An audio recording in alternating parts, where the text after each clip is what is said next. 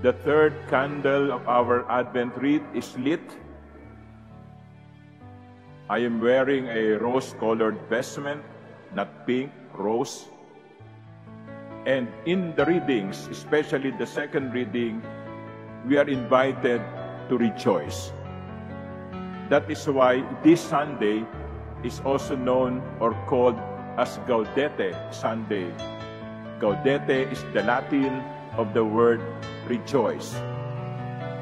It means that the Advent season, which we began with the first Sunday, is shifting from waiting for the end times, waiting for the last day, to waiting to the celebration of Christmas. With the first and second Sunday over, we are now invited to focus our attention to the reason for all our preparations, and that is the celebration of the Nativity of the Lord. In other words, malapit na po ang Pasko. Malapit na ang pagdiriwang natin ng kapanganakan ng Panginoon. Kaya yan ang dahilan kung bakit tayo pinagsasaya. Rejoice, rejoice in the Lord. Of course, all of us would like to be joyful. I don't know if any one of you would like his life to be miserable. Meron ba dito? Father, ang buhay ko gusto ko maging malungkot. Ang buhay ko gusto ko maging miserable. Meron ba? Wala. Gusto natin ang buhay natin ay maging maayos, ang buhay natin ay maging maganda ang takbo, ang buhay natin ay maging masaya. At yan din ang gusto ng Diyos. Yan din ang kanyang kalooban. Sabi sa second reading mula sa unang sulat ni San Pablo sa mga Thessalonians, this is the will of God for you in Christ Jesus. God wants us also to be joyful. God wants us also to be happy. Kaya hindi kalooban ng Panginoon na tayo ay nahihirapan. Hindi kalooban ng Panginoon na tayo ay nagdaranas ng mga mabibigat na pagsubok. This is not His will. He allows, but this is not His will. Because the will of God is for us to be joyful. But, and this is the problem, but sometimes we forget that joy is a fruit. Joy is a fruit. We have to do something to be joyful. It's the fruit, it's not the seed. We have to plant the seed so that we will reap the fruit of joy. I hope maliwanag yan sa lahat. Gusto mong masaya? Huwag mong abangan ang kaligayahan. Kumilos ka, gumawa ka, magtanim ka upang anihin mo ang tunay na kaligayahan. And so, my dear brothers and sisters, having said that, what are the seeds? What are the seeds that we have to plant? What are the seeds that we have to recognize in order for us to reap or harvest joy? Number one, we have to recognize that real joy can only come from God. In the psalm, we responded by saying, "My soul rejoices in my God." And the verses that were proclaimed were taken from the Magnificat of Mary, the song of Mary. My soul proclaims the greatness of the Lord. My spirit rejoices in God, my Savior, the Blessed Mother pointed out to us the source of her joy. Diyos. Diyos ang magbibigay sa atin. Diyos ang pagmumulan ng ating tunay na kaligayahan. Kasi kung minsan nakakalimutan natin, we rejoice with the gifts. We forget the giver. We aspire for the gifts. Blessings are not bad. Material wealth is not bad. Money in the bank is not bad hanggat hindi lamang ito nakaw, no? Galing sa pangungurakot. Blessings yun eh. Pinagpapala ka. Pero kuminsan, sa pagnanais natin, no, na maging masaya, akala natin ang mga bagay na ito na galing sa Diyos ang magpapasaya sa atin. Let us not forget the giver.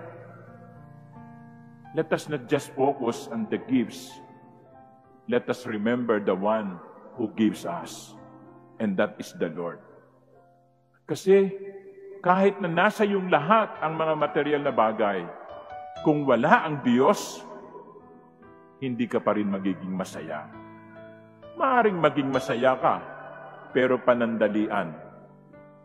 And we have seen that in the lives of some celebrities. They have everything. They have power, they have popularity, they have wealth. Sinusundan sila ng mga tao. Pag nag-post sila sa kanilang Instagram, nagpa-follow lahat. Pero how come some of them end up committing suicide? Nasa kanila ng lahat eh. O kaya, nasa kanila kaya ang lahat? Kahit na mapa sa atin ang lahat, name it, you have it. If God is not with us, then all this material wealth will not mean anything. Pero kapag nasa atin ng Diyos, kahit kakaunti ang mga material na bagay, masaya pa rin tayo. Nakita niyo ba yung mga taong simple ang buhay? Hindi marangya ang bahay, pero masaya. Nagtatawanan. Mapayapa. That is the first fruit. Remember the giver, not the gifts. The second fruit, seed, is this. In the case of John the Baptist, he was not pretentious. Tinanong siya, ikaw ba ang hinihintay namin?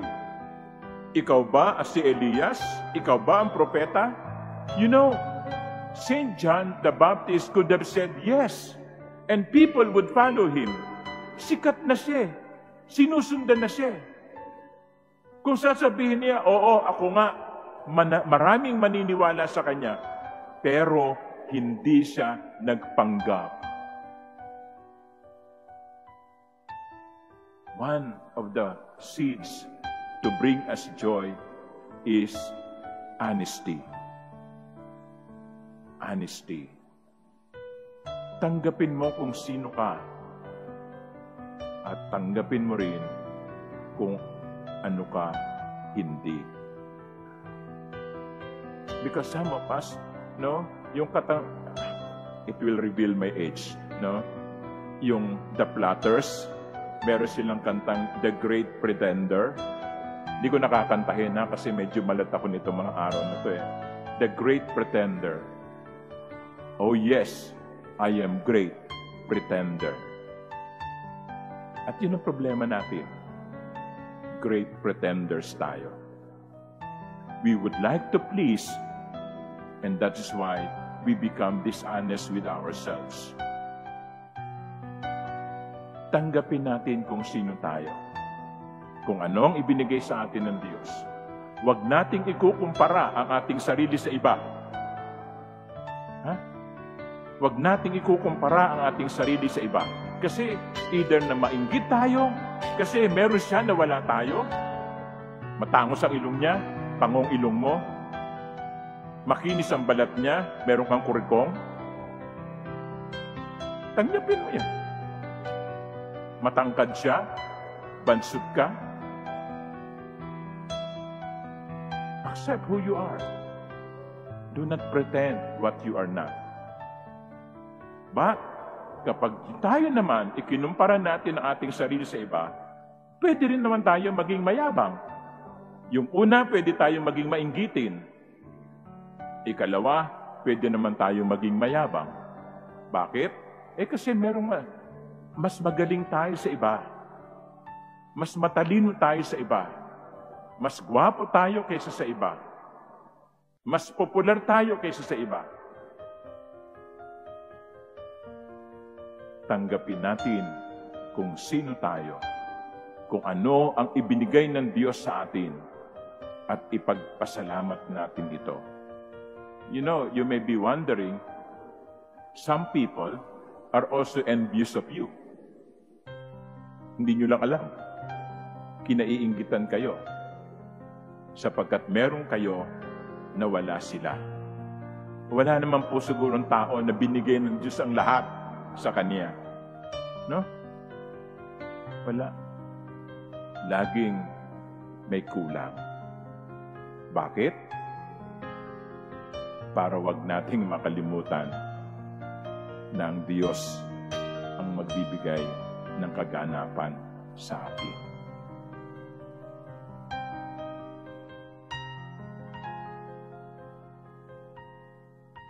Ano man ang meron tayo ngayon, magpasalamat. Ano man ang hindi binigay sa atin, magpasalamat pa din. At kilalanin natin ang lahat ay biyaya. When we are honest with ourselves and when we recognize that God should be number one in our lives, then the fruit of these seeds will be real joy. The fruit of these seeds will be rejoicing. Amen.